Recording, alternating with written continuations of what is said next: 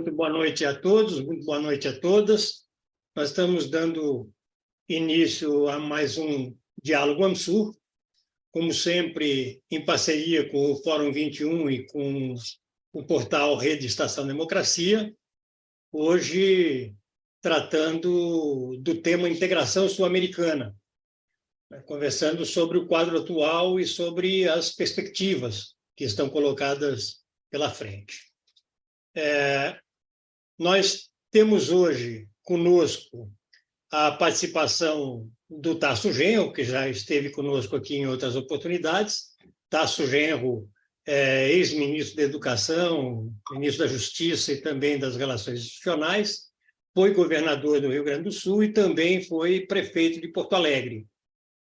Temos a participação também do Paulo Abrão. O Paulo Abrão, que é ex-secretário executivo da Comissão Interamericana de Direitos Humanos e também ex-secretário executivo do Instituto de Políticas Públicas e Direitos Humanos do Mercosul, foi também secretário de Justiça. E também temos a participação da Maria Silvia Portela de Castro, Silvia Portela, que é consultora independente, né, em temas internacionais, particularmente latino-americanos e sul-americanos, é assessora internacional da Central Única dos Trabalhadores e tem também assessorado a coordenadora de centrais sindicais do CONISUL, CCS-CS. Nós tivemos já, nesse período do final do ano passado para cá, uma série de movimentos voltados à retomada do processo de integração, particularmente o processo de integração sul-americano, né? Há alguns movimentos, como foi a reunião da CELAC, que envolveu também outros países da América Latina, América Central e do Caribe, né?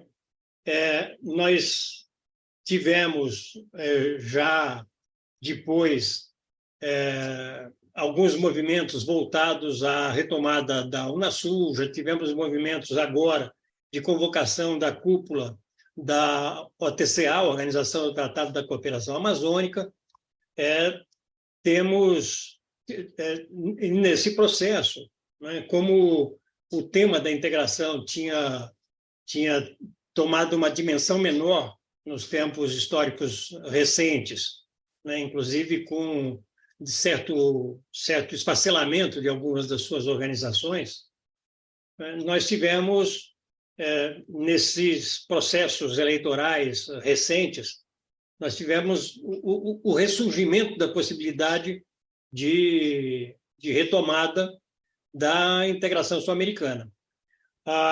O Instituto Novos Paradigmas, presidido pelo Tasso Genro, em conjunto com o Chile 21, que é uma organização presidida, coordenada pelo Carlos Ominami, né, ex-ministro chileno, retomaram esse tema, e isso desembocou, ainda em novembro do ano passado, em uma carta que foi submetida e assumida por uma série de ex-chefes de Estado, chefes de Estado e ex-chefes de Estado de governo, também ex-ministros, militantes do tema, né? E, na conversa de hoje, a ideia é nós fazermos um papo sobre o quadro presente e também sobre as perspectivas. Para dar abertura aos nossos trabalhos, eu vou pedir ao Vicente Trevas que faça uma rápida introdução, inclusive saudando os nossos participantes, os nossos palestrantes e debatedores, e vou solicitar às pessoas que nos assistem pelo YouTube que se inscrevam em nosso canal, o canal Instituto AMSUR, né, que também compartilhem, né, deem o seu like e compartilhem as gravações que nós estamos desenvolvendo. Vicente, por favor, com você. Boa noite a todas e todos.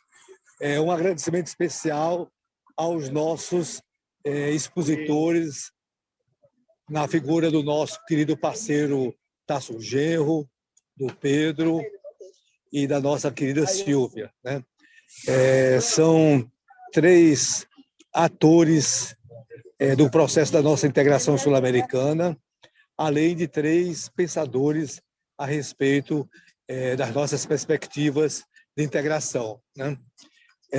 Eu acho que discutir nesse momento a integração sul-americana significa tentar entender o momento presente, porque um conjunto de modificações ocorreram nessa conjuntura recente.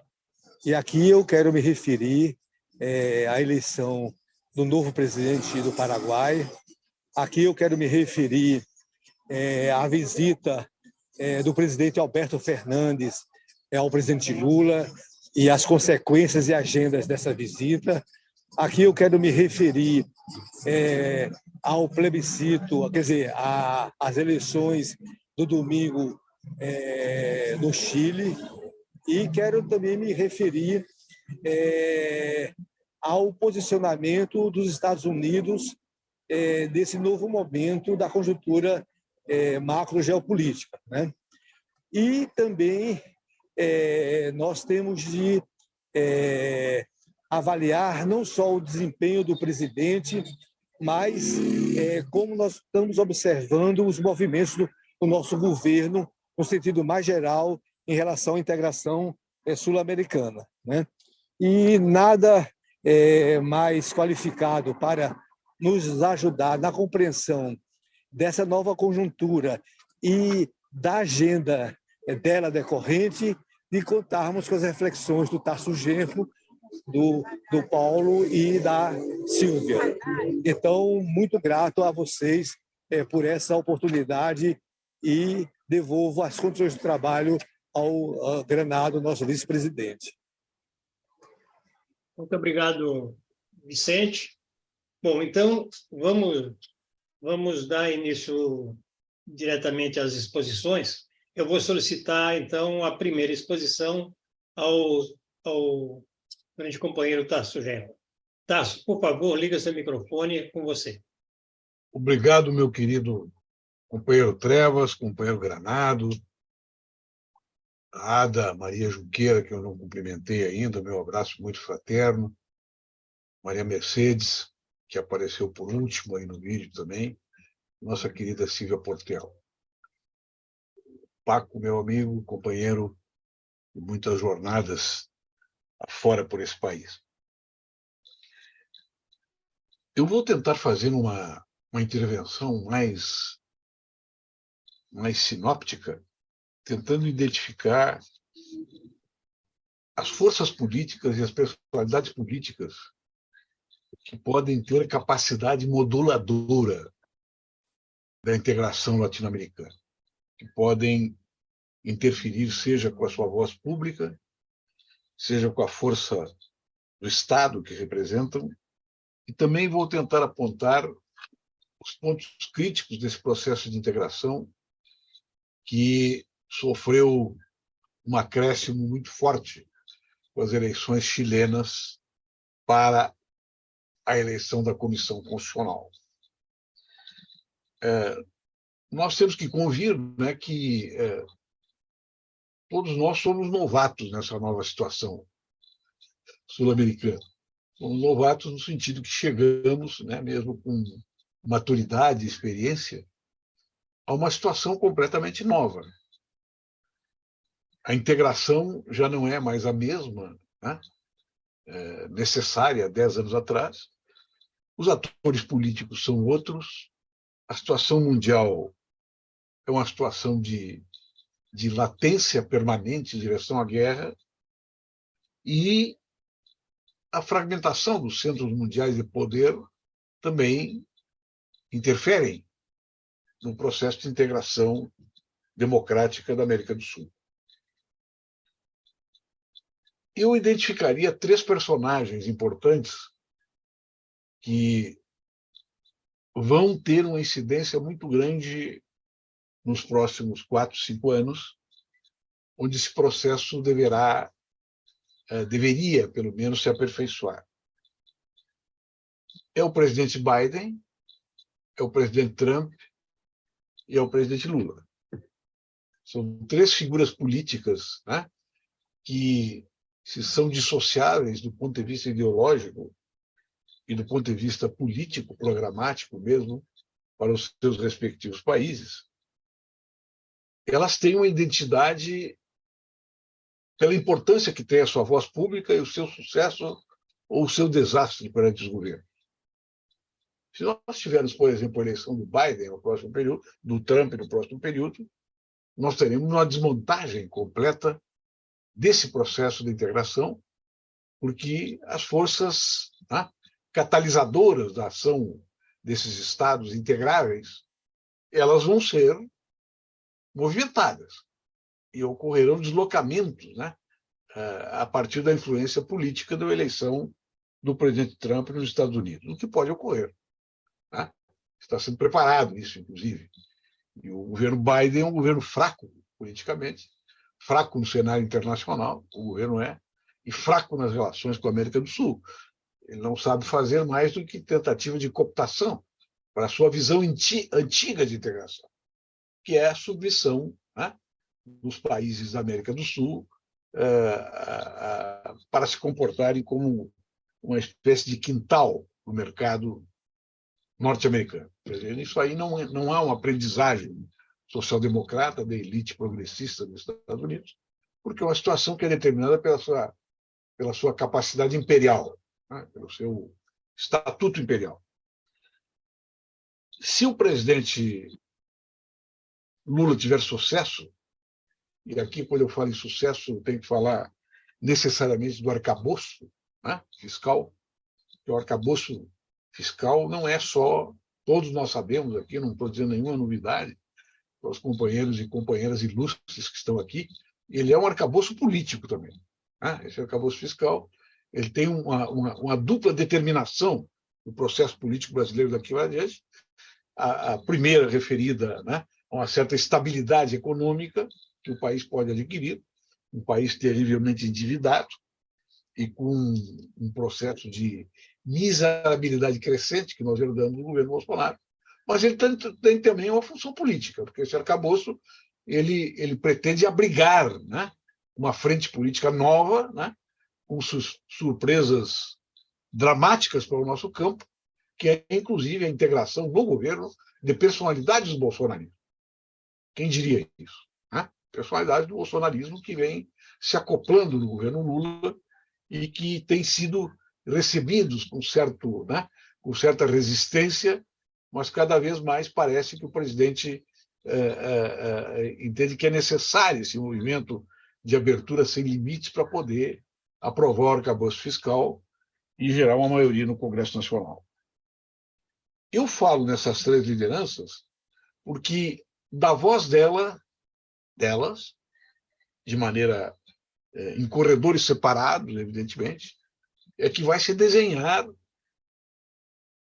a provável integração sul-americana ou não vai ser desenhada. Se o arcabouço fiscal fracassar e o Brasil entrar num processo inflacionário, né, e de baixa capacidade de resposta, né, baixa capacidade de motivação social e política pelo governo Lula, nós vamos ter a nossa influência muito diminuída.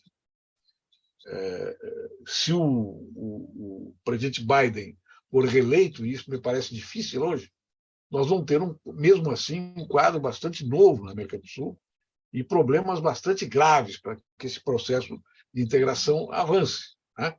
Porque essa visão que nós estamos desenvolvendo da integração até agora, que é uma visão generosa e aberta, e que vai até a centro-direita e vai até o social-liberalismo de direita, né?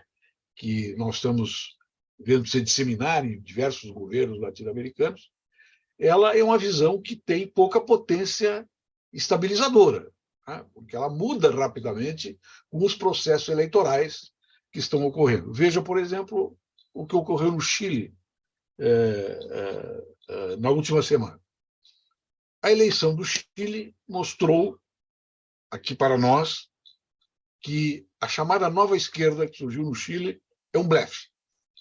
não tem política, não tem programa, e é uma colcha de retalho generosa dos movimentos fragmentários, corporativos, que surgiram, né? Inevitavelmente teriam que ser incorporados, mas que surgiram de uma maneira completamente autônoma, imatura, e não compreendendo o que é a direção política do Estado, não entendendo a questão estatal, né?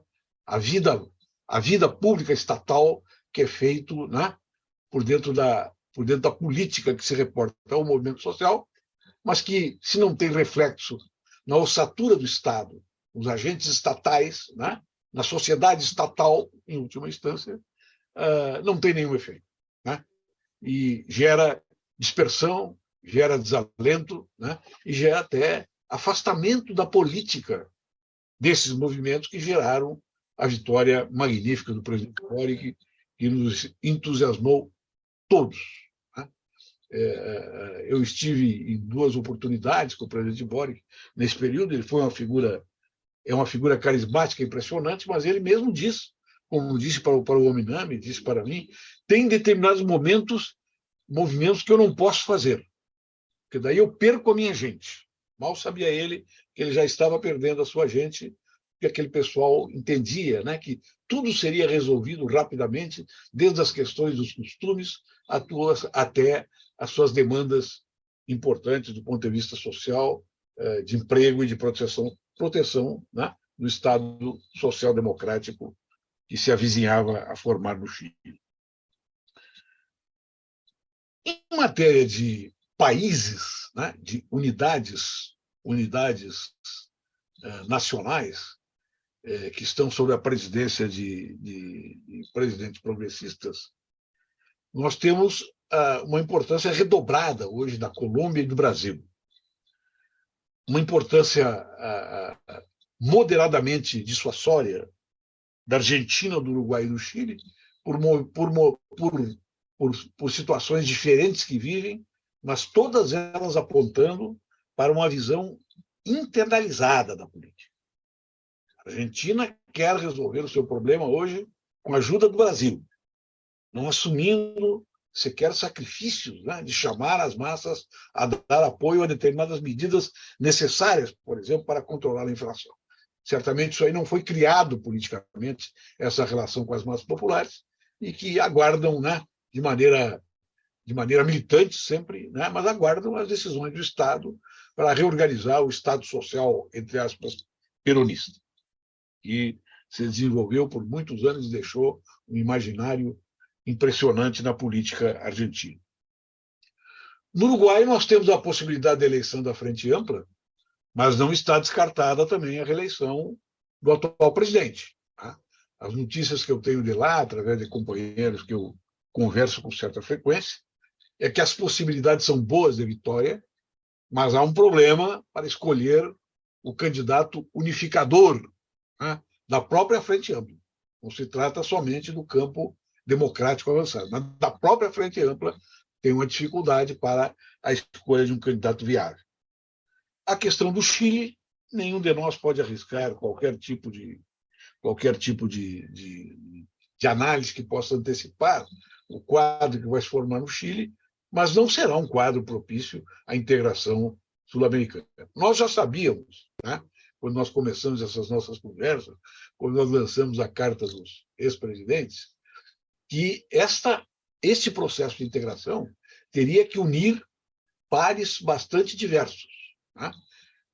Teria que unir uma rede de países bastante diversos. Queria da esquerda, da centro-esquerda, mais propriamente, até a centro-direita e os setores conservadores oligárquicos que dirigem esse país.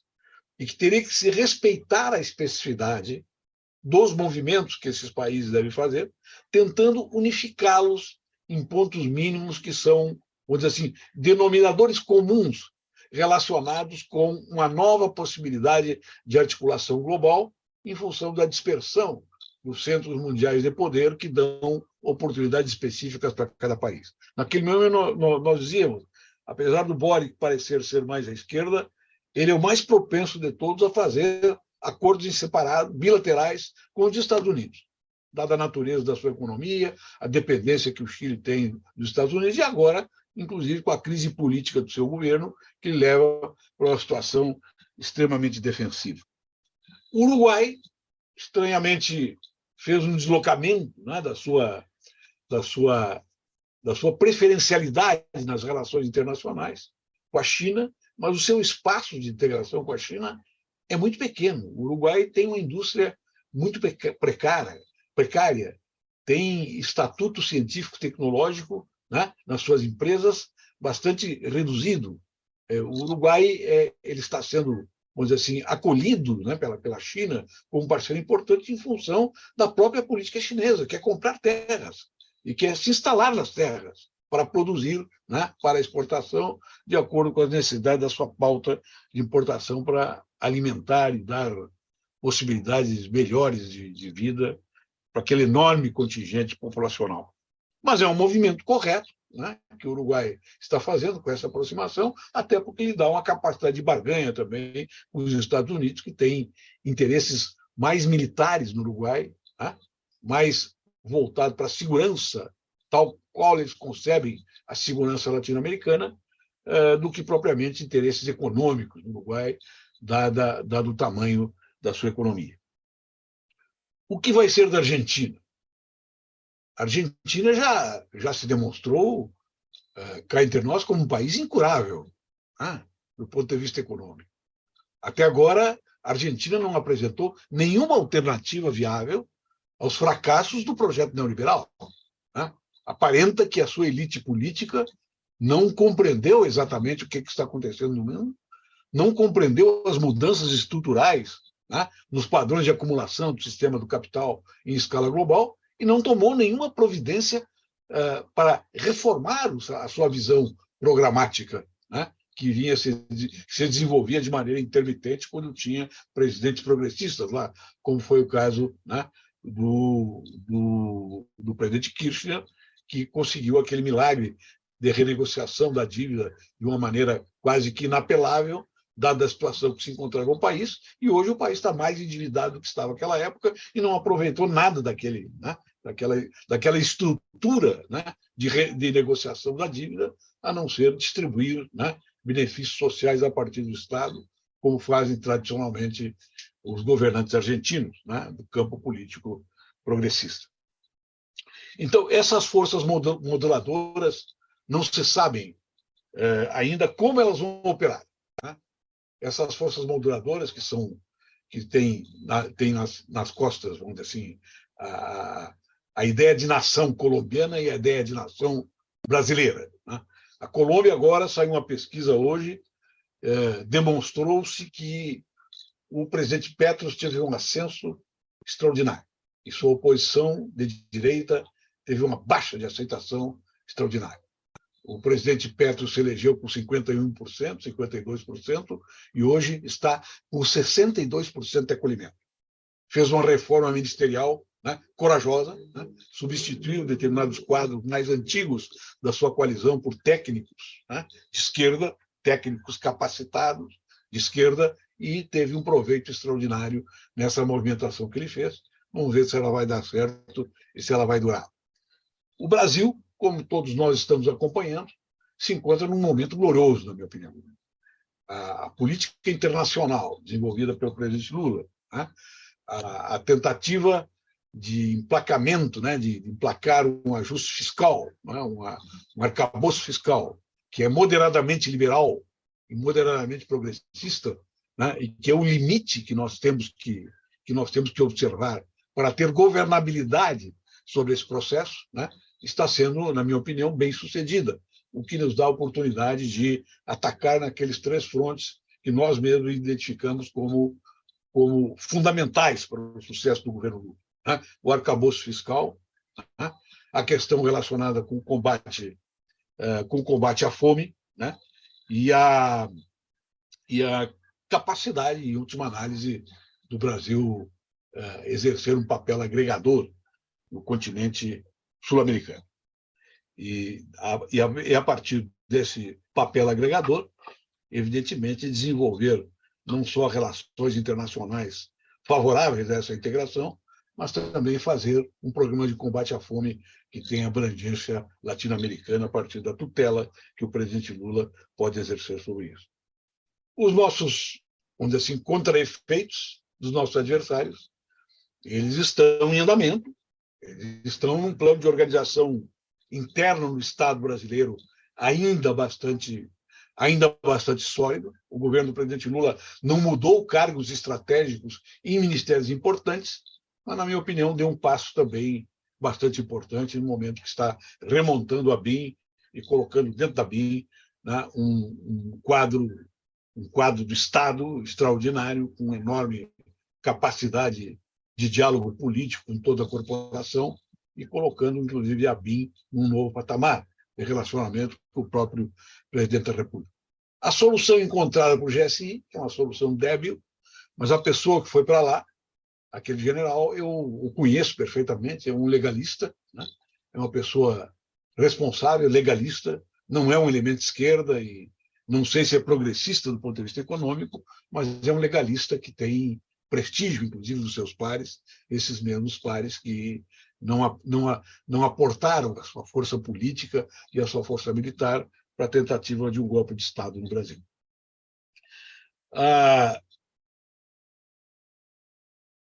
A grande novidade internacional, alentadora, inclusive, e que mostra a desordem completa, né, do sistema que se originou da Segunda Guerra Mundial e a retomada de uma série de canais de relacionamento para os países mais débeis, para mim está sinalizada com essa entrada nos BRICS, né, de meia dúzia de postos de petróleo, né, daqueles senhores feudais sentados em cima de postos de petróleo, que tendem a se deslocar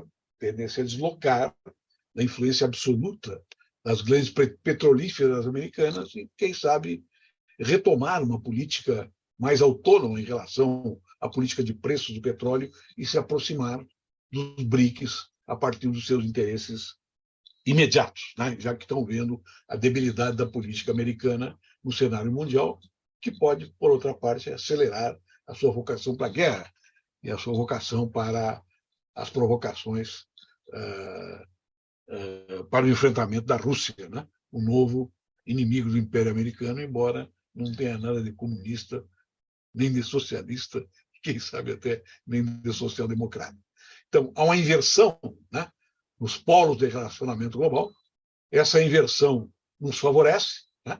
E essa contradição que vive o presidente Biden de se obrigar a fazer uma política social-democrata internamente e uma política imperial para fora pode levar à sua derrota, à sua sucumbência e o desgaste do Partido Democrata, perdendo a eleição para Trump no próximo período.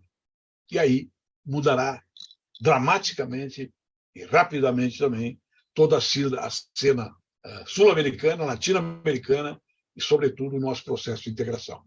Então, é mais ou menos assim que eu vejo o cenário nesse momento, bastante confuso, com alguns elementos positivos para que nós busquemos acelerar esse processo e não perder a oportunidade de procurar pontos de convergência na América do Sul, inclusive com os governos de centro-direita, que poderão ser integrantes de um sistema de apoio, de uma costura política para o próximo período que será que é imprevisível, mas certamente não será menos dramático, né, do que esse que nós estamos passando nesse momento. Então, deixo assim a minha intervenção inicial e aguardo aqui o comentário e o aprendizado que vou ter com cada um de vocês. Muito obrigado, Tarso. Eu acho que a sua fala permite a abertura nos dois comentários de maneira importante, porque ela é bastante abrangente. Então, eu queria passar agora para o Paulo Abrão, para as suas considerações. Paulo, com você.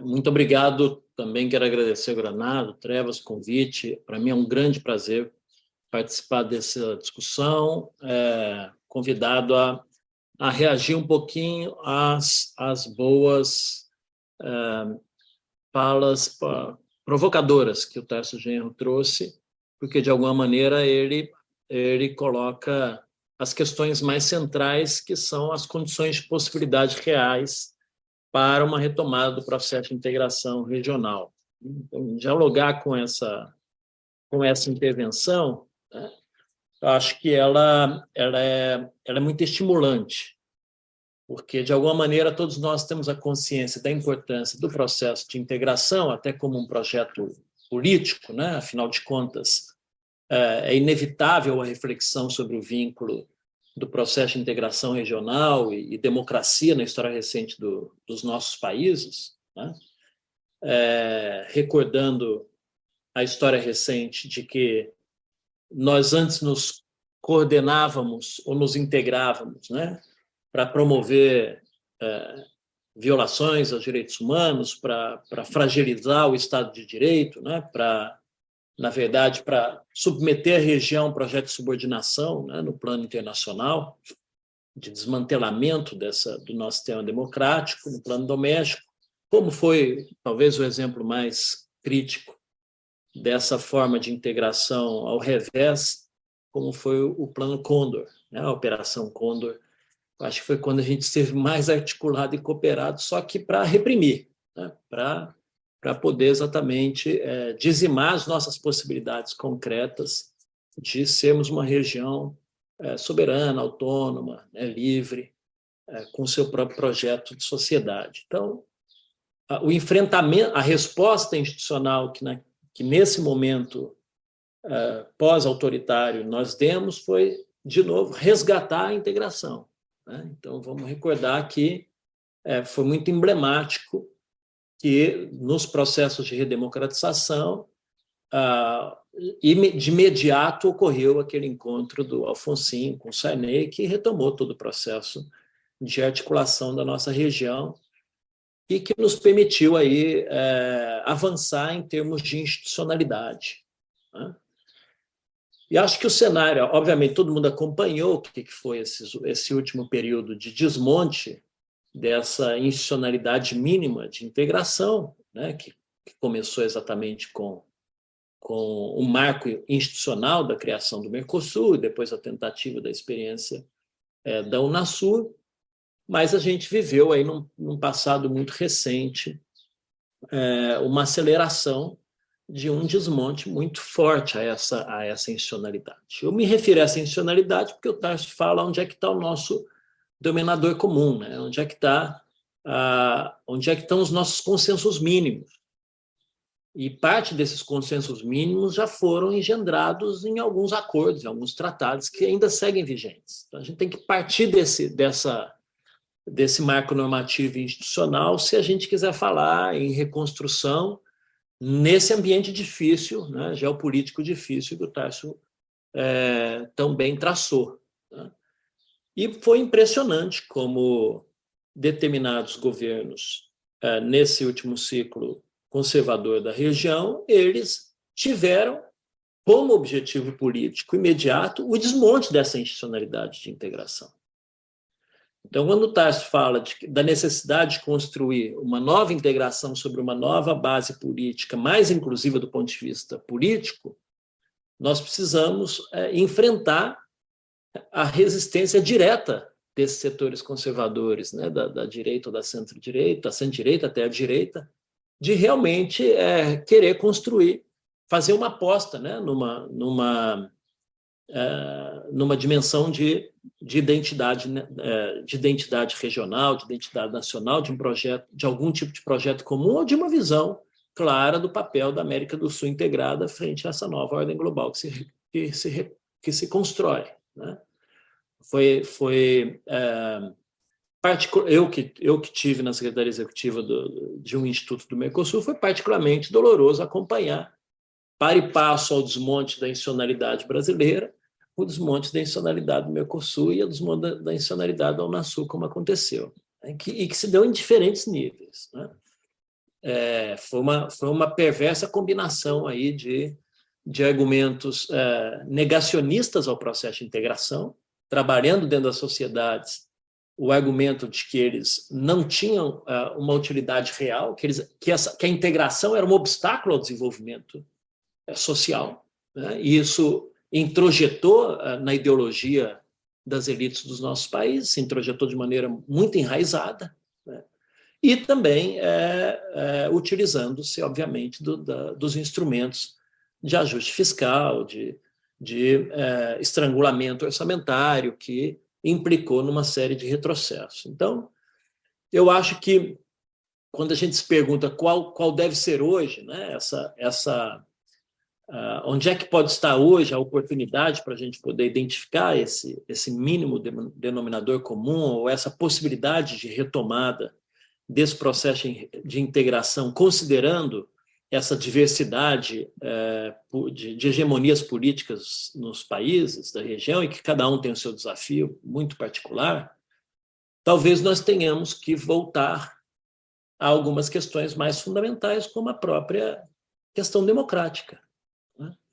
Acho que a questão democrática pode ser um dos elementos centrais para promover uma convergência dessas elites políticas ou desses grupos políticos tão diferentes, né, e que realmente têm concepções diferentes, né, de sociedade. O presidente Lula saiu do processo eleitoral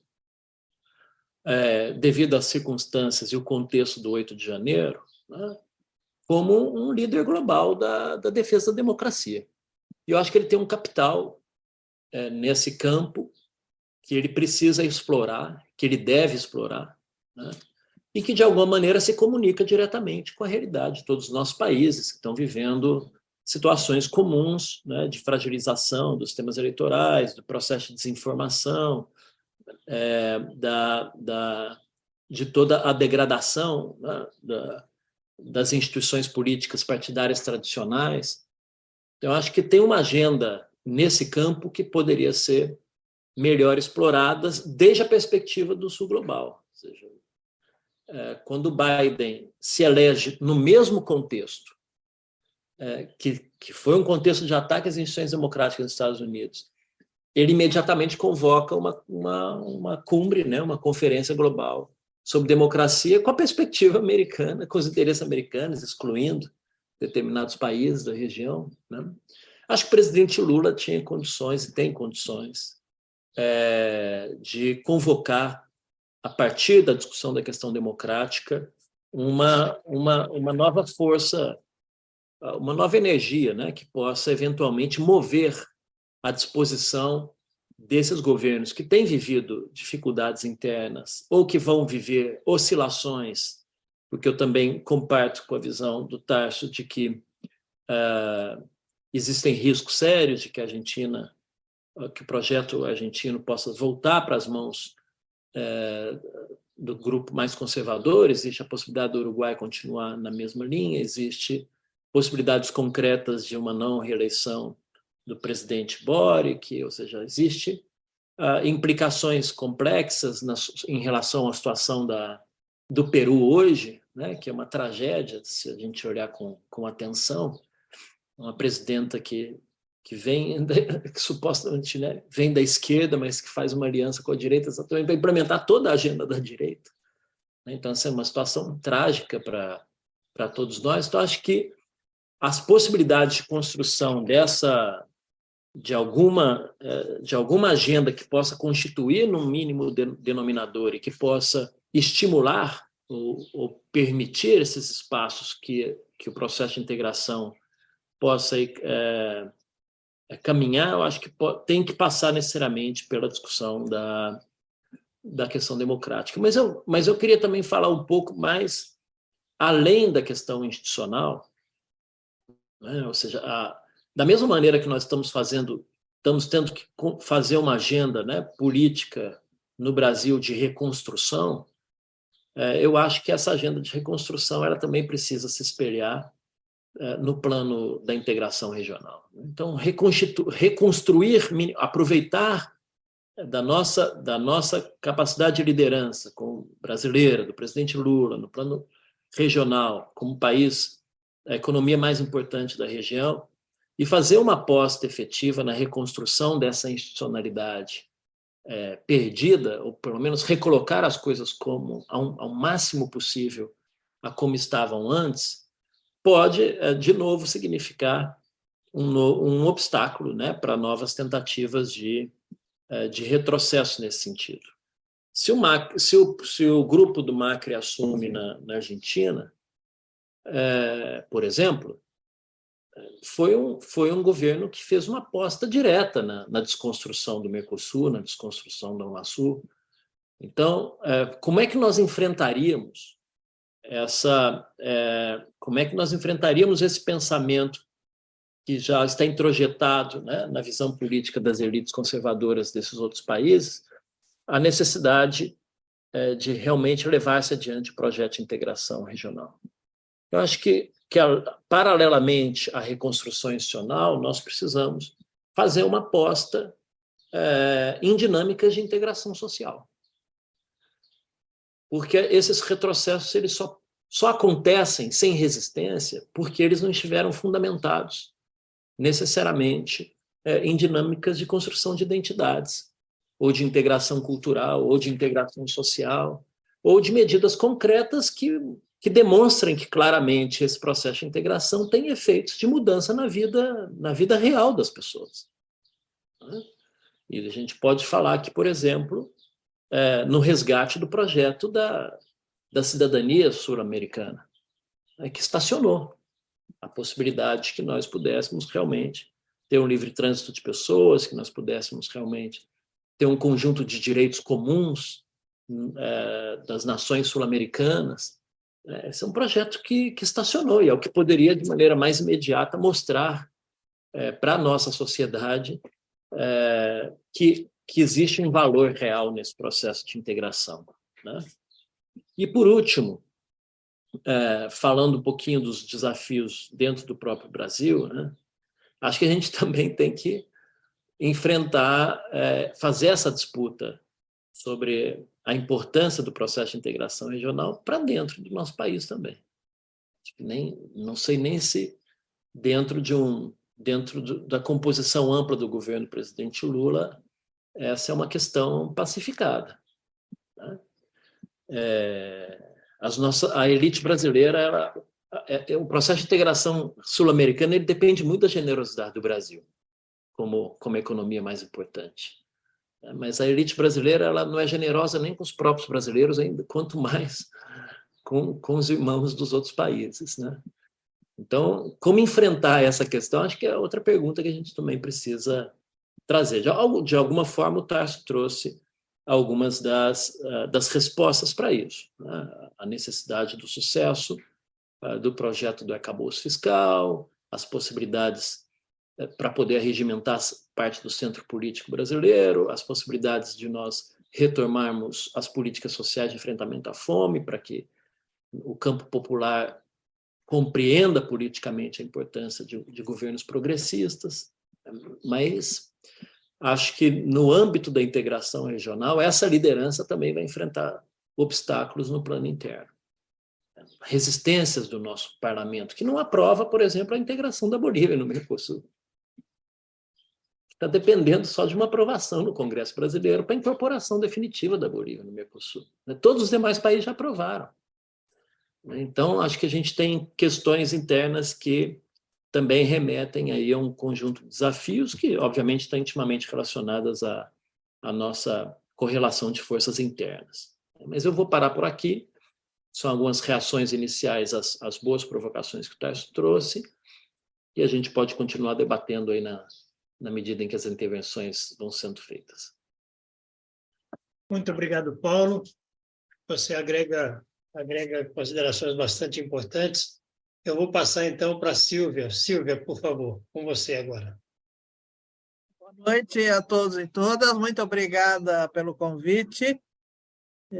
Conheço Trevas e o Granado há muito tempo, Tarso há algum tempo, e o Paulo foi muito recente. Bom, eu acho esse tema fundamental se a gente for pensar na política externa, na geopolítica que envolve o Brasil. Eu acho que o Tarso e o Paulo já colocaram vários aspectos que não precisam ser repetidos. Eu gostaria de agregar alguns pontos que não foram mencionados, tá? Um deles, no caso da América do Sul, porque se nós estamos pensando também em retomar o Unasul, etc., tem um papel muito importante, inclusive para o Brasil, que é a situação do Peru e da Venezuela. A Venezuela tem uma crise política que eu não me sinto com capacidade para analisar, porque é muito dispara as informações que você tem, mas é possível analisar o desastre provocado pela política dos Estados Unidos, que levou a Venezuela a esse quadro. Mas, de qualquer jeito, é um país de grande extensão de fronteira com o Brasil e de tradição de comércio com o Brasil, e que estava, inclusive, sendo palco de investimentos, etc. Outra questão é o Peru. O Paulo já colocou o drama que o Peru vive. Agora, eu queria colocar o seguinte.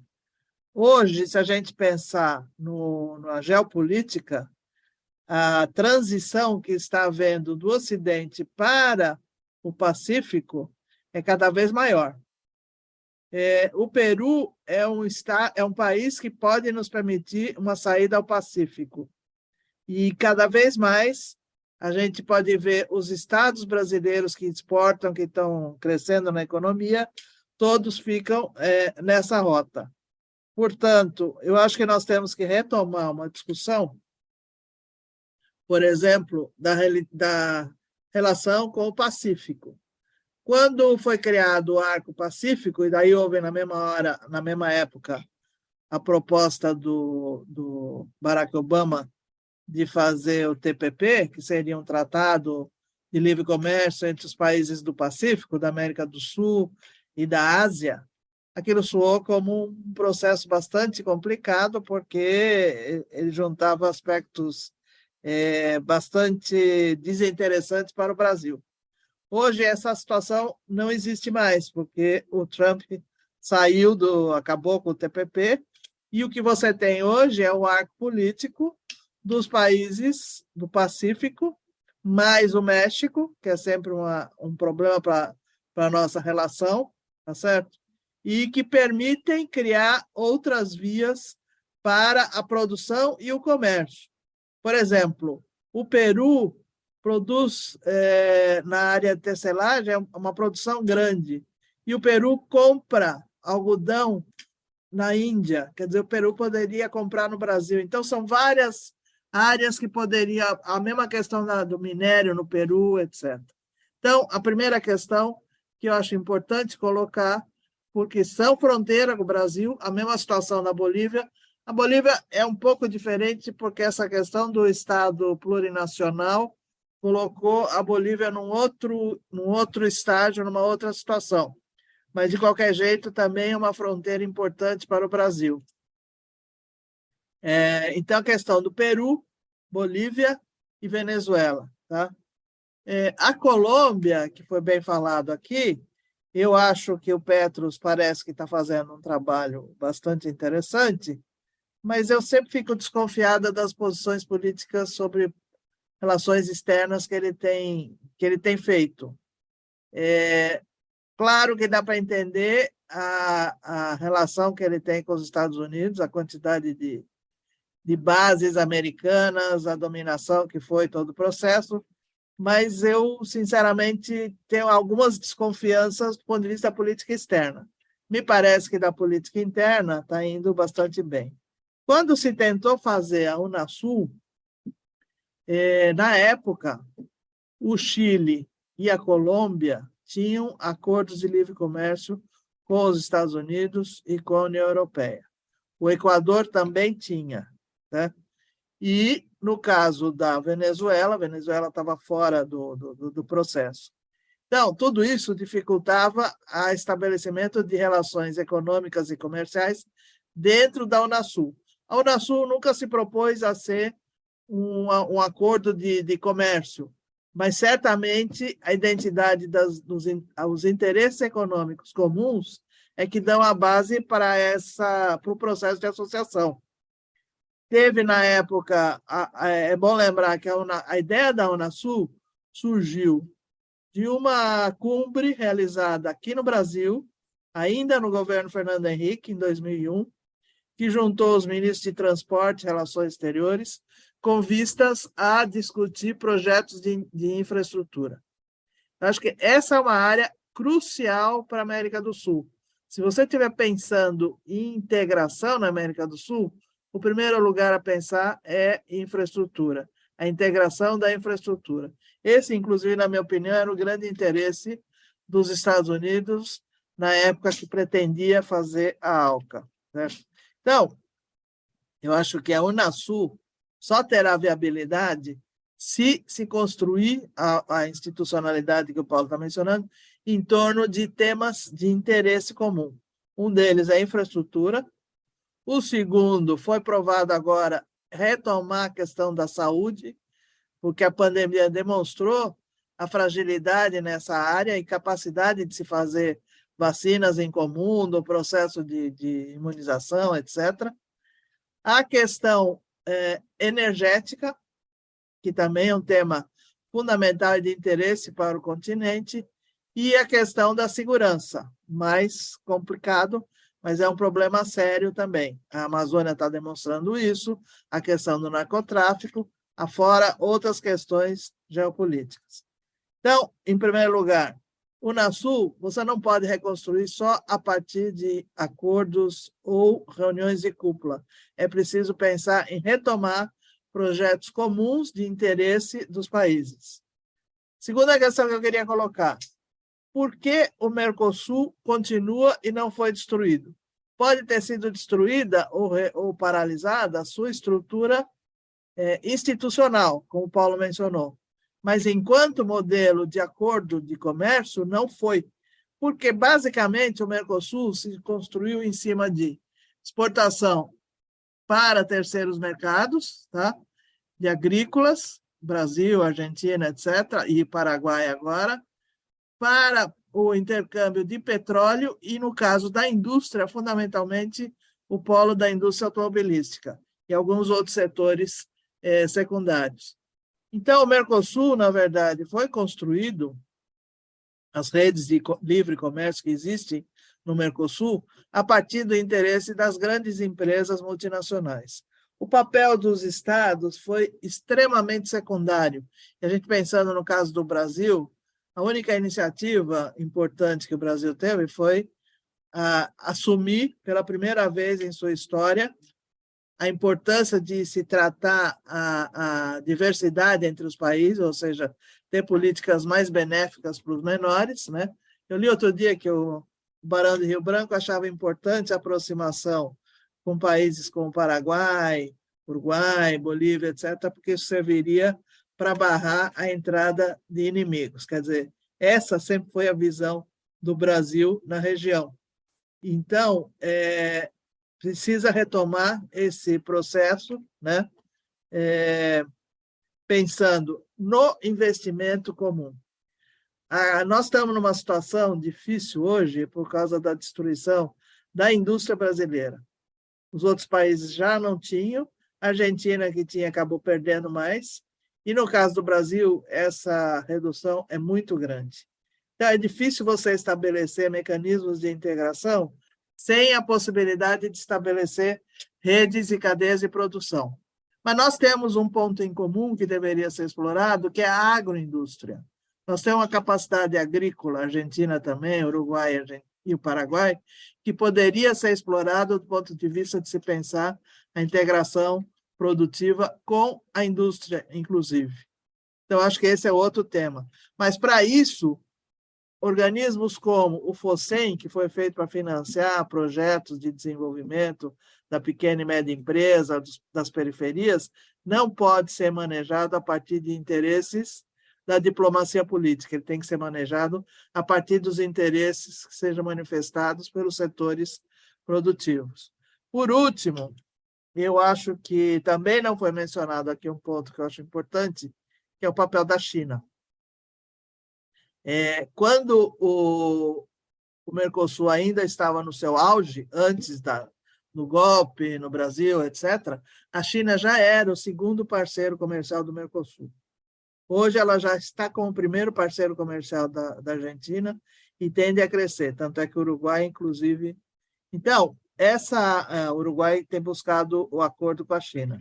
A questão do BRICS, como foi mencionada pelo Tarso, eu acho que é fundamental, porque nós podemos fazer duas escolhas, ou estabelecer políticas de promoção de inversão, etc., através do BRICS, ou acordos com a China, que podem não necessariamente, e se for acordos com a China, deveriam ser feitos como bloco. Porque a China tem a sua política de desenvolvimento, a sua geopolítica, que obviamente parte dos seus interesses.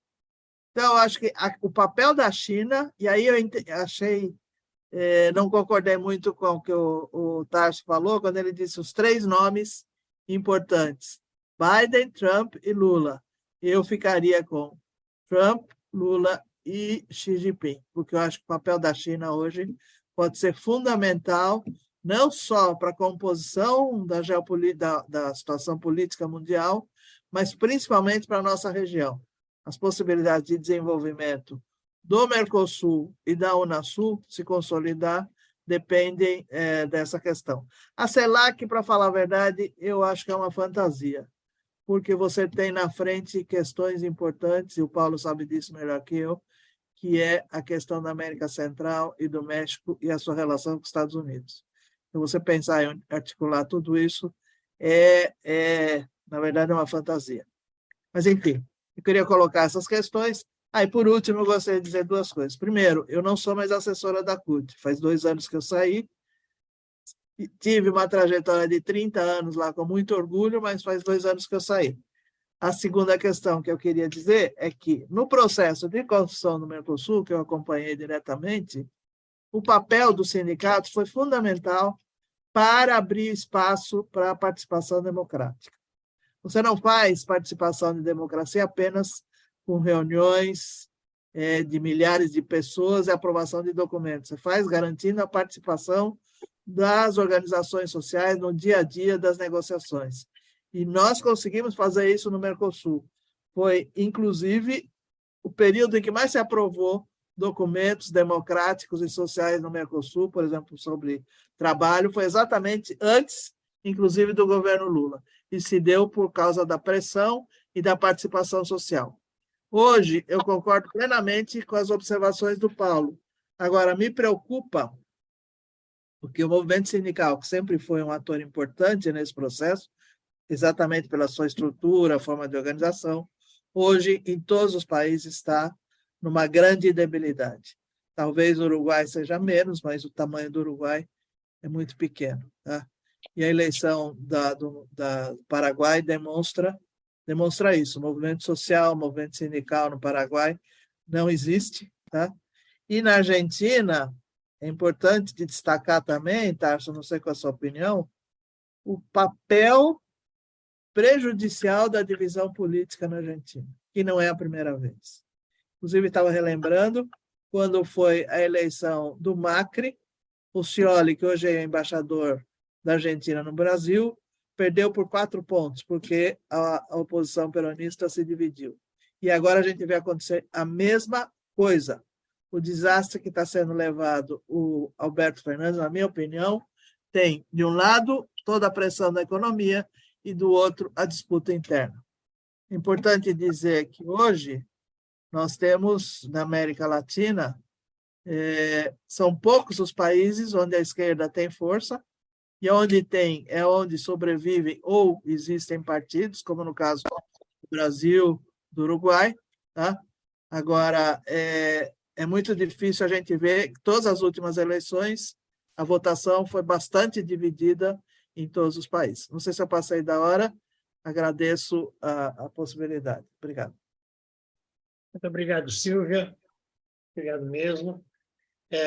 Vamos abrir para uma rodada, solicitando que as pessoas tenham falas curtas, uma rodada de intervenções e perguntas. Eu vou pedir para as pessoas que queiram fazer uso da palavra e levantem a mão.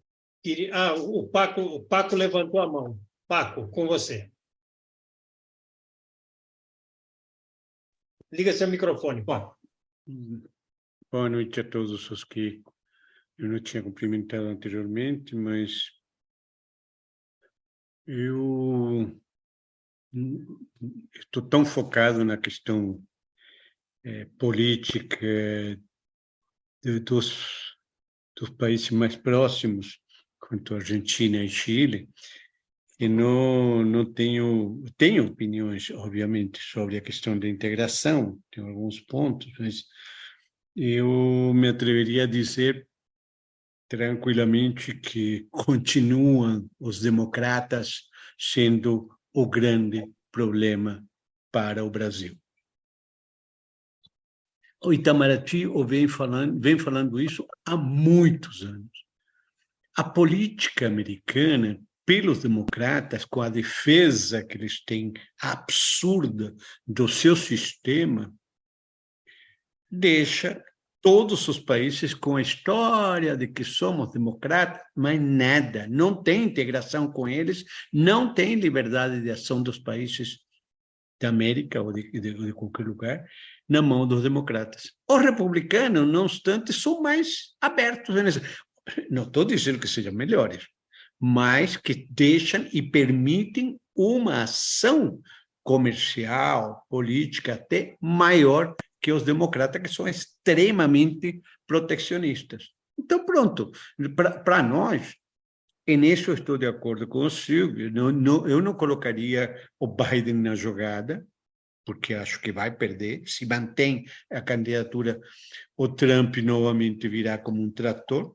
Então, colocaria sim a China, evidentemente, porque vai depender da postura política que os chinos reafirmem, que já estão fortes, o avanço nosso e do Brasil, principalmente com a questão do BRICS. O discurso do Lula com relação à China e à Argentina foi marcante, foi claro, foi a decisão decisão política da China com relação à Argentina vai dar ou não, dependendo dessa resposta, vai dar ou não pontos enormes, tanto ao Lula quanto à Argentina, quanto à China, obviamente. Então, eu acho que essa relação é extremamente importante e nós temos que manter uma atenção enorme em cima disso. É o que eu queria falar só dessa questão. Com relação ao que aconteceu no Chile ontem, eu não estou um pouco de acordo com... Tem uma série de acordos com Tarso, não tenho dúvida nenhuma. Mas não estou de acordo, por exemplo, com o Minami, que ontem fez uma declaração. Eu li ontem, acompanhei o processo até 3 horas da madrugada aqui do Chile, do Brasil. Então, fiquei vendo todos os programas, as entrevistas, os diálogos, as discussões, as declarações de 2 presidentes de 2 partidos políticos extremamente importantes, o Partido Comunista e a UDI, a União Democrática Independente, que era até ontem um dos partidos ideologicamente melhor posicionados em relação ao diálogo que a direita deveria manter com o Boric, por incrível que pareça. Porém, a direita se divide em 4 movimentos. Cresce e aparece um grupo chamado republicano, que é o extremamente fascista, né? O amigo, o Katz, que é o presidente do partido, é amigão do Bolsonaro e outras coisas, ele quer implantar isso.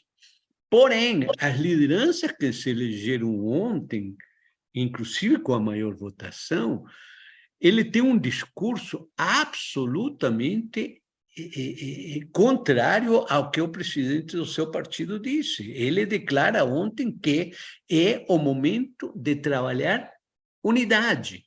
É o que a esquerda do PC, do PS, falam em trabalhar em unidade para sair desta situação. Diferentemente daquilo que está sendo analisado em relação ao como vai afetar isto ao governo, o discurso do Boric ontem de noite foi muito conciliador, foi extraordinariamente tranquilizador em termos de aquilo que estamos fazendo, estamos trabalhando e continuaremos a fazê-lo da melhor forma possível. Não houve nem para lá, nem para cá. Chamou ao diálogo, chamou à construção e não há outro caminho. Em um resultado com 51% da direita e 49% da esquerda, que nem da esquerda sequer, porque ainda tem um grupo de um pequeno partido que tende a desaparecer, que é o partido Todos pela Gente. Enfim, a questão, o resultado do Chile é declaradamente uma contestação ao movimento dos partidos políticos chilenos. Esta questão, que não quer ser entendida nem por companheiros meus políticos do Partido Socialista ou ex-socialistas como o Minami e outros, é que eles não querem assumir que há uma contestação muito forte com relação à ação dos partidos políticos. O povo se sente traído. Imagina, eles fazem uma convenção, ganha-se brutalmente no país todo. Tem um percentual enorme de votação e, de repente, isso desaparece. Claro que houve um erro na formação e no trabalho da Constituinte anterior. Mas por quê? Porque se deixou, os partidos políticos se separaram desse movimento. Eles não se integraram. E deu no que deu. Completamente razoável tudo aquilo que o Tarso já tinha falado. Um grupo de gente com uma euforia brutal, achando que estavam fazendo a revolução. E deram as armas para a direita, através da imprensa, que tem o papel principal nesta história, criar um pânico no eleitor chileno, e que deu no que deu. Não houve erros políticos de avaliação, houve 2,5 milhões a mais de votantes que não tinham existido anteriormente e que foram votar de forma obrigatória e já não gostaram. Enfim, uma série de elementos, mas o principal elemento é: ontem, mais de 1,5 milhão de pessoas não foram votar. Não foram votar porque simplesmente eles não queriam mais essa participação política obrigatória, além de se sentirem traídos pelo fato de que congressualmente a coisa foi tomada. Quem tomou a Constituinte para si foi o Congresso Nacional chileno. E há essa raiva histórica que provocou o estallido social contra a posição dos partidos políticos. Então, enquanto não se analise isso, enquanto não se desminuje essa questão, e as pessoas não passem e não façam declarações claras, consequentes. A presidenta do Partido pela Democracia, o PPD, ela teimou que tinha que levar o grupo dela como lista separada da lista do governo. Resultado, não elegeram nada. Nada. A democracia cristã quase está desaparecendo. Não elegeram nada. Ninguém elegeu. Quem optou por ir listas independentes, separadas, se lascaram, porque eram posições exclusivamente de partidos políticos. E aí a população os castigou diretamente. Não queremos isso.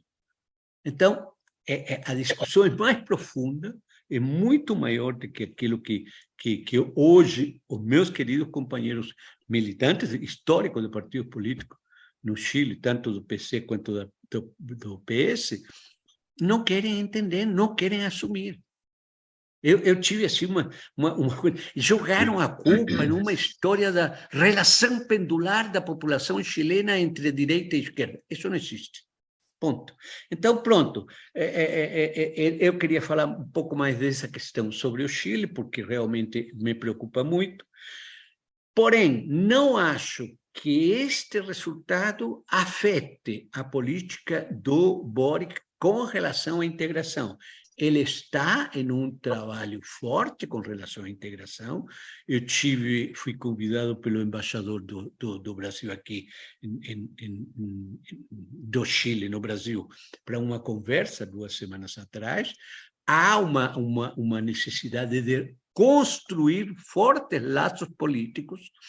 O Boric está, por acima de qualquer coisa, desejando que o Lula esteja em Santiago no dia 11 de setembro, quando se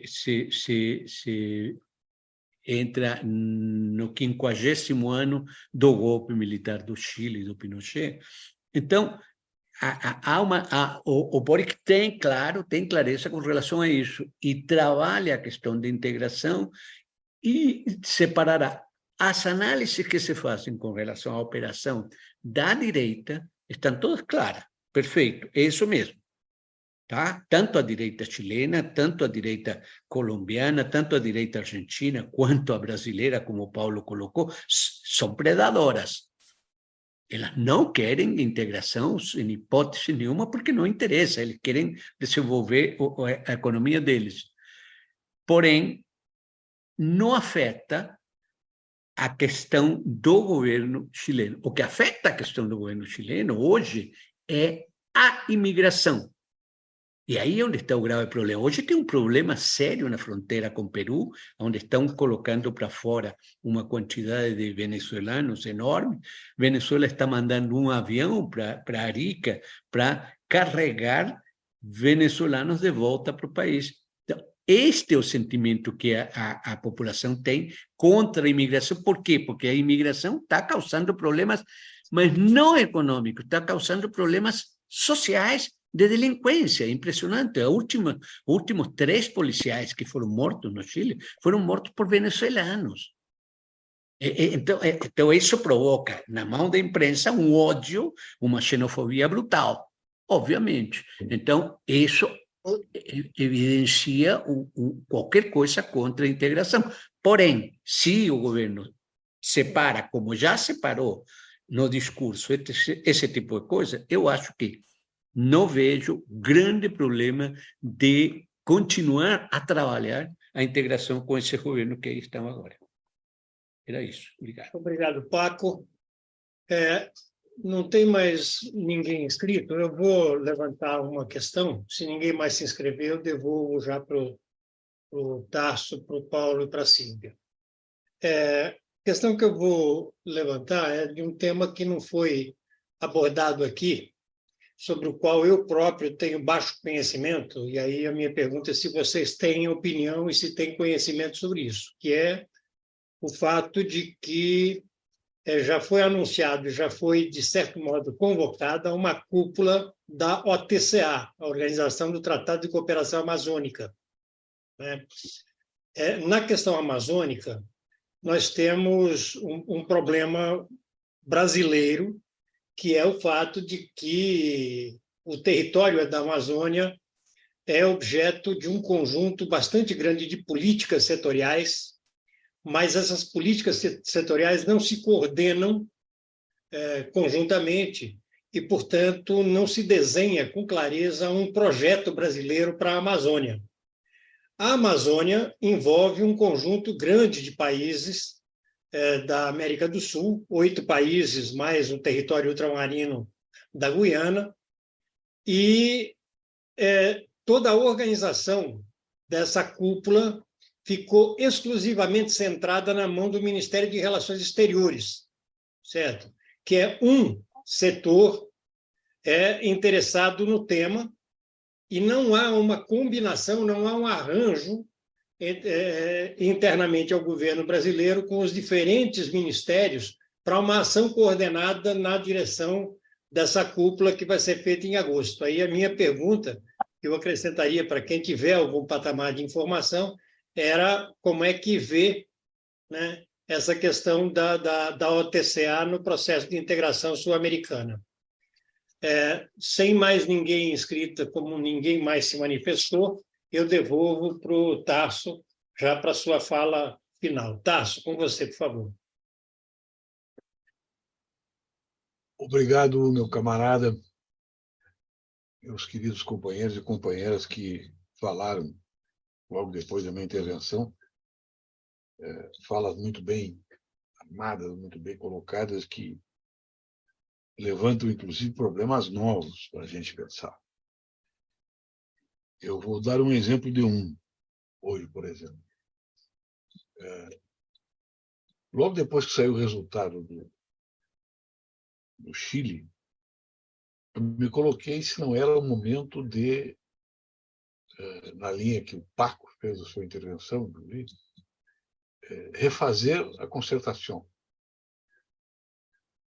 de uma maneira mais ampla, inclusive, para combater a extrema-direita. Ou seja, articular o que resta da democracia cristã, do Partido Socialista, dos comunistas, dos partidos democráticos de progressistas que surgiram depois, micropartidos, e fazer um grande bloco, né? E opor esse bloco à emergência da extrema-direita no Chile, ao pinochetismo, assim como nós combatemos aqui o bolsonarismo, né? O neofascismo, o protofascismo, né? Erguido como um facho político de extraordinária capacidade de comunicação com a massa, né? Os nossos camaradas aqui diziam: o Bolsonaro não tem política de segurança pública. Eu dizia: é o único que tem. Ah, mas qual é a política de segurança pública dele? É ir lá nos bairros matar os caras, que presumidamente são. Essa é a política de segurança pública que a massa entende e adora, inclusive. E quer. Então, mas nós teremos que pôr alguma coisa aí, né, nessa questão. Eu me pergunto se o Chile, agora com essas informações que foram dadas pelo Paco, também não está se aproximando da situação, né? Os venezuelanos entram, matam policiais chilenos, toda a população fica ao lado de quem? Dos policiais chilenos. Óbvio, qualquer um de nós ficaria. Por quê? São estrangeiros marginais, atravessaram, ocuparam o teu terreno e vão matar os nossos policiais, né? Então, a situação é muito grave, muito complexa. Eu tenho tentado fazer chegar ao presidente, fazer chegar ao Capelli, já conversamos sobre isso com alguns companheiros que estão aqui, o Granado, o Treva, que o Lula teria que rapidamente propor uma nova política de segurança pública que envolvesse uma visão nova, mais além do PRONAS, inclusive. O presidente Lula poderia capitanear hoje, em escala continental, um pacto, né, e aí está voltado para a questão da Amazônia também, que condensa todas as questões que eu estou falando. A segurança amazônica concentra tráfico de drogas, tráfico de pessoas, ocupação de terras por grilagem, né? Violência sistêmica contra a população indígena, estupros, roubo da nossa biodiversidade, está tudo lá. Lavagem de dinheiro através da exploração do ouro ilegal, está tudo lá, está tudo dentro da Amazônia, né? E a Amazônia é uma questão continental e global, né? Então não seria... eu tentei fazer chegar ao presidente isso, inaugurar um novo conceito de segurança, que envolva num mesmo movimento e um mesmo grupo técnico, articulado pelo próprio presidente, por decreto presidencial, as políticas de segurança do Estado, segurança nacional e segurança pública, num só composto, numa só composição, né? E eu me inspirei no Conselho de Segurança Nacional americano, que para eles a questão de segurança nacional, todo mundo sabe qual é, né? Ocupação imperial, né? Mas a nossa política de segurança nacional ela está voltada hoje para o tipo de relação que nós vamos ter com a América Latina e que os exércitos vão ter entre eles. E qual é o conceito que nós vamos estabelecer de pactos militares internos na América Latina para nos comunicar, na América do Sul, para nos comunicar com os demais países. Então, isso seria uma ousadia extraordinária, né? Que o governo está com a agenda correta para esse momento, o governo aí chamado pela cabeça do presidente, que são esses 3 pontos que eu havia mencionado, mas não está sendo pensado nada mais adiante disso, né? E a própria nossa política externa hoje está batendo numa barreira, né, extremamente sólida, que é como tratar a questão da Amazônia, que combina um capital que nós temos, um capital natural, para nos relacionar com os outros países que têm interesses financeiros e econômicos na Amazônia, sob a ideia de que temos que preservar a Amazônia para o mundo, né? Obviamente, e que nós temos que preservar a Amazônia para nós e para o mundo. Para nós e para o mundo, não é para o mundo e para nós. Então, é dentro desse processo de novidades que ocorreram aí nos últimos 10 anos. Eu diria que a segurança continental, né? Segurança pública, segurança do Estado, segurança estatal, hoje são a mesma coisa. Não há nenhum crime importante na mais longínqua periferia do Brasil que não tenha conotação com essas três questões. O dinheiro sujo, o dinheiro limpo que entra, o dinheiro sujo e o dinheiro limpo que são distribuídos, tráfico de drogas, tráfico de pessoas, né? Tráfico de biodiversidade, ocupação de terras, né? Crimes ambientais, tudo compõe a mesma totalidade. O ouro, o dinheiro, né? A pessoa que carrega no seu corpo o grande capital hoje do desenvolvimento, né? Baseado em estruturas fracionadas, né? Da classe trabalhadora, dos trabalhadores e assim por diante. Então, eu acho que nós temos que colocar na ordem do dia rapidamente. Eu vou fazer isso agora em Montevidéu. Eu já combinei, inclusive, com o Ominami, né? Que concorda com essa questão. Se nós não colocarmos a segurança continental, né? Dentro desse critério de segurança do Estado, segurança militar, né? Segurança pública dos países integrados, conurbados ou não, né? A coisa vai ser muito difícil, nós vamos perder a parada. E isso que está ocorrendo no Chile hoje, né? Pode ocorrer rapidamente aqui no Brasil, né? Principalmente com a eleição do presidente Lula, que tem toda uma história generosa de acolhimento, como teve a nossa querida presidenta Dilma também. Nesse aspecto foi absolutamente satisfatório. Então, eu queria deixar essa reflexão preocupada aqui para os companheiros, companheiras, porque a questão democrática hoje não é só o funcionamento das instituições. É como bloquear as torções que o fascismo, instalado na burocracia estatal, faz das instituições, e que quase deram um golpe de Estado aqui no Brasil. E essa é uma questão nova, uma questão forte e nova aqui no Brasil.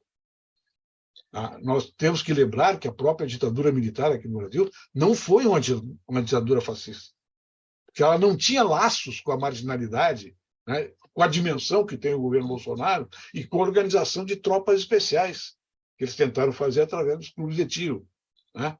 Aliás, é um trabalho muito bom que o Dino está fazendo, é atacar esses clubes de tiro, porque eles são a reserva da militância fascista, né, paralela ao Estado, ao monopólio, né, das armas da violência que o Estado tem que ter.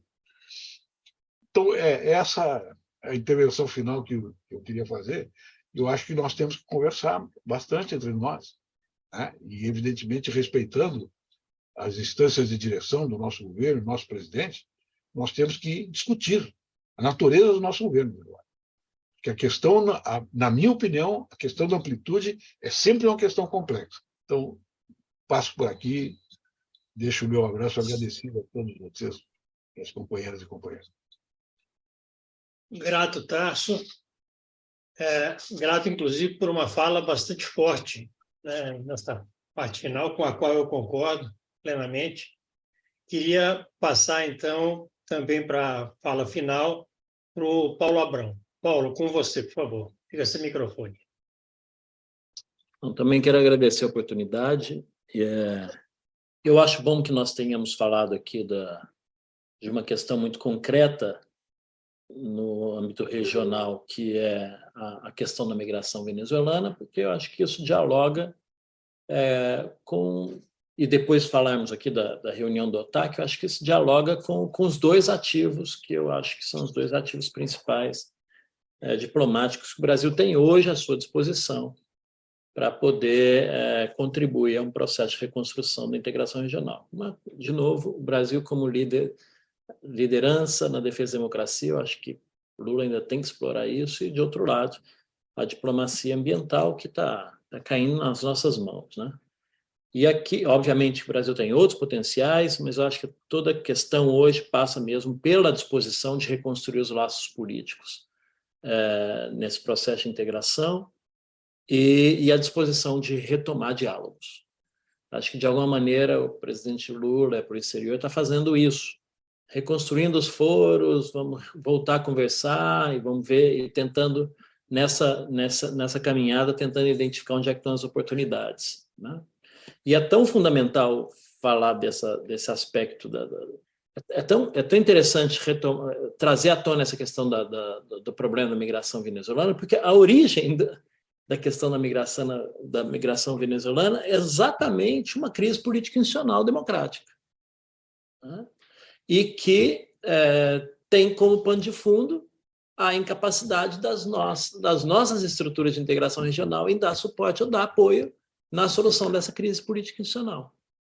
Enquanto a gente recebia desde o norte, né, uma força, um empurrão, né, reflexo da política exterior do Trump de desestabilização e de divisão da região, nós não tivemos aqui uma institucionalidade de integração que pudesse, dentro da própria região, fazer uma mediação que pudesse oferecer uma saída ou um canal, né, para essa crise política institucional da Venezuela, por nós mesmos, dentro da própria região.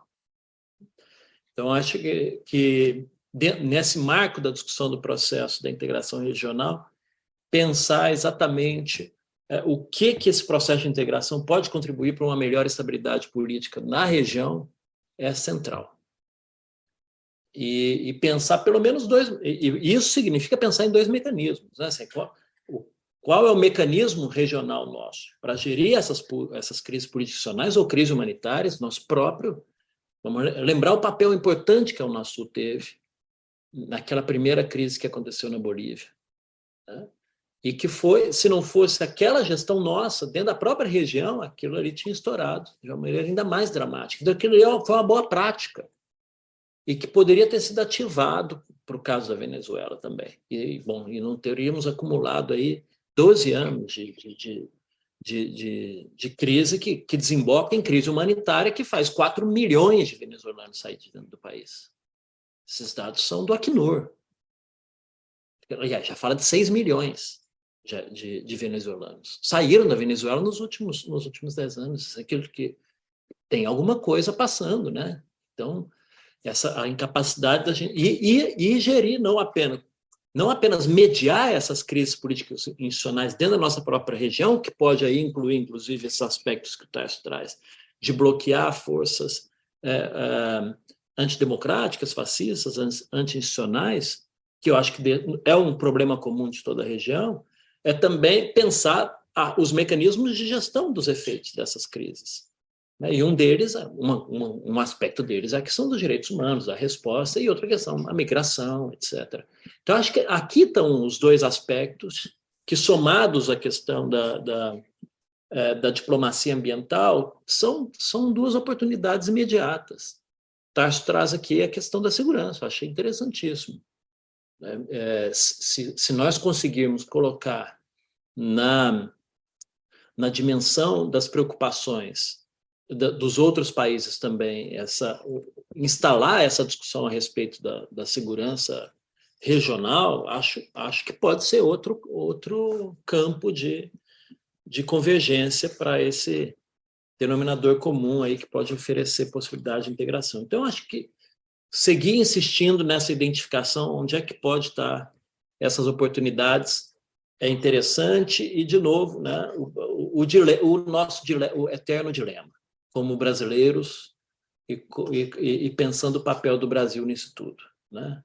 O Brasil, se ele se apresenta como líder regional, é um problema para a integração, mas se o Brasil também não se apresentar proativamente para essa integração regional, essa integração também não acontece. Então, ela de alguma maneira, acho que o papel que o presidente Lula teve em ajudar a construir essa solução da Argentina é um bom sinal. Quem sabe temos algum papel para cumprir para construir uma solução para a crise político-institucional da Venezuela. Quem sabe a gente pode ser o país mesmo aglutinador de uma da construção de um modelo de governança global a partir da questão ambiental. O Brasil pode estar nesse lugar central, né? Então, tem alguns temas que eu acho que a gente só vai readquirir autoridade para poder cumprir esse papel se apresentar alguns resultados muito concretos, né? Então, essa da mediação para a Argentina é uma questão clara. A possibilidade de ajudar a construção de uma saída para a Venezuela é uma questão objetiva, né? E chegar na COP30, e chegar na cúpula dos países da Amazônia com resultados concretos. O Brasil não vai adquirir autoridade se nós chegarmos na COP30, por exemplo, com a promessa do plano do desmatamento zero não cumprida. Então, vamos sediar aqui uma grande cúpula, a COP30, né? O presidente Lula anunciou para o mundo inteiro. Então, tem questões que tem dever de casa, né? Eu insisto nisso, tem alguns deveres de casa e aí acho que os aspectos que traz sobre as nossas capacidades de cumprir esse dever de casa são realmente preocupantes. Então, também termino por aqui, agradecendo a oportunidade. Muito obrigado, Paulo. Hoje a gente está com falas que se complementam de maneira importante. Muito obrigado, Paulo. Silvia, por favor, com você. Vou falar rapidinho, porque deve estar todo mundo louco para cair fora. É o seguinte, Tarso, eu concordo com você a questão da segurança. Agora, ela, do ponto de vista do Brasil, já é uma complicação. Do ponto de vista continental, uma complicação e meia. Primeira coisa que o Brasil teria que fazer, você quer saber, o governo Lula, é tirar aquele general que está lá no Comando Sul dos Estados Unidos. Porque o grande problema continental chama-se Estados Unidos. Quer dizer, a relação, já falei aqui da Colômbia, do Chile, mas principalmente a relação do Brasil, do ponto de vista dos militares brasileiros, é um complicador. Isso não quer dizer que eu estou discordando de você, muito pelo contrário. Só estou colocando um problema a mais. Inclusive, a própria questão do narcotráfico não passa longe disso, né? Agora, Paulo, a questão da Venezuela tem uma crise interna, mas, de novo, eu vou ter que falar. Quem é o fundamental responsável pela crise da Venezuela? O Paco falou e ele tem razão. O Partido Democrata Americano é desgraçado, porque a política americana, hoje, tá? Ela não tem mais partido. É a mesma política da CIA, dos órgãos de informação. Então, a questão da Venezuela fez parte, na minha opinião, de uma visão geopolítica que incluía a Rússia, Irã, etc., pela questão do petróleo. Então, quem criou, eu não estou aqui para defender governo nenhum, como eu já falei, não tenho elementos para dizer, mas estou aqui para defender a soberania da Venezuela. Quem criou essa situação foi a intervenção americana, isso não tem menor dúvida, assim como na Nicarágua o negócio também é complicado. Mas, enfim, eu só queria dizer, por último, que eu não falei antes que eu esqueci, eu fiquei, inclusive, emocionada de ver a visita do Alberto Fernandes aqui no Brasil. Os resultados ou as coisas foram poucas? Não, não foram poucas. Eu estava me lembrando, em 2004, acho, ou 2005, não sei, o Xi Jinping passou pelo Mercosul, ele esteve no Brasil e esteve na Argentina. O Kirchner e o Lula não tiveram a capacidade de conversar antes para saber o que iam fazer. Cada um foi por sua conta apresentar seus projetinhos de financiamento. E o que aconteceu? Ninguém recebeu nada. Então, eu acho que isso é uma coisa importantíssima.